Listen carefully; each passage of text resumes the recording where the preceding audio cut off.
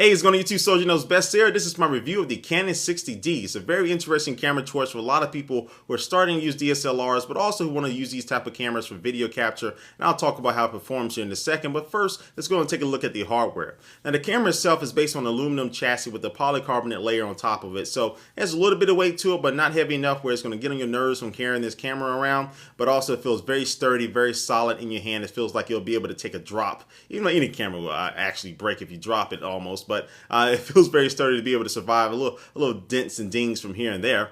And also on the back of the camera, you'll find the button layout is very intricate. I do like the button layout over a camera just like the T2i. A lot more buttons in the back. Also has a little scroll wheel type of directional pad combination in the back, which I think the directional pad in that little rotation knob could have been a little bit bigger. Feels a little bit crunched in, but it's good enough. And also on the top, you'll find a little LCD screen that shows you vital information like your battery life, your aperture settings, all that stuff will be displayed on that top, so you don't need to look into the viewfinder or use the LCD screen itself. And also it has a slot for the SD card on the right hand side of the device. On the bottom there's the battery input, and also on the left hand side it has the mic input, and I believe also the HDMI out as well. Now the one thing or the star of the show about this camera is that it has a flip out 3-inch LCD screen that actually swivels and rotates, so you can hold it at different angles. You can manipulate that screen at different angles, and it's really good if you're trying to take a high shot, you're in a crowd trying to take a shot over a lot of people like I try to do with 50 Cent here at CES. I was able to actually see everything I'm capturing just by tilting that screen, and it worked out perfectly. And that's one of the main reasons I actually got this camera and stopped using my T2i, was just for the screen itself. All right, let's go ahead and talk about some of the picture and video quality. I'm pretty sure a lot of people out there are wondering. Now the camera itself has an 18 megapixel sensor. That's the same sensor that's in the 7D and also the same sensor that's in the T2i. So if you ever use those cameras, you're not really gonna see that big of a difference between the quality, but it really takes really nice pictures. And that's partly because it does have a 9-point autofocus system, and also has a broad ISO range from 100 to 12,800, which really helps you depending on what your lighting situation is. And the Canon is also throwing in some creative filters that you can add to your pictures, where there's one like a miniature effect you can do to make everything look like a little like toys and stuff like that. So they have a few of those filters you can apply to the picture before or after you take it, which is actually pretty cool, and especially good for a lot of consumers out there who want to play around with those type of things.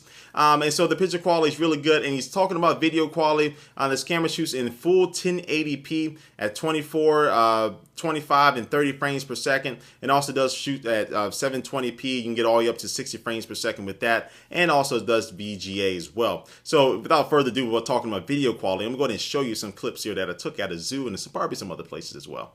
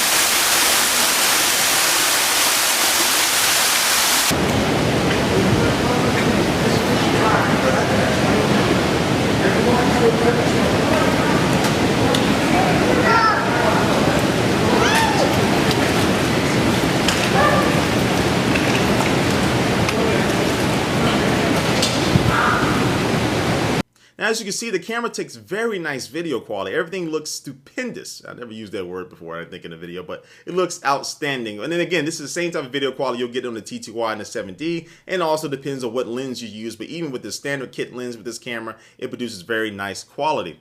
Now, also with speaking of the video capture, I was able to take about 40 gigs of video capture at CES this year, and the battery life, I had about a little bit less than half of my battery left. So the battery life is really, really good. It'll last throughout the whole day. just one battery. So the battery life is also very decent on this camera. And also just overall, my overall opinion of this camera, I think it's a very nice camera, especially for people who are starting to use DSLRs or getting into DSLRs and really want to use this for video. That flip out 3-inch LCD screen is a joy to work with, shooting low angle or high angle video or pictures as well.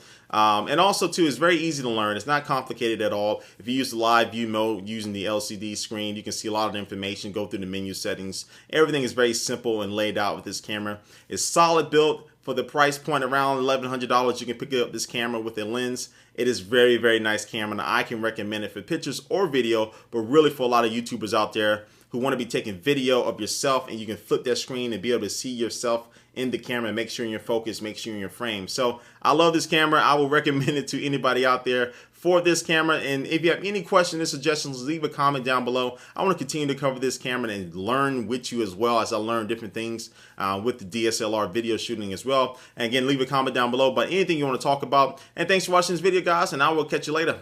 Peace.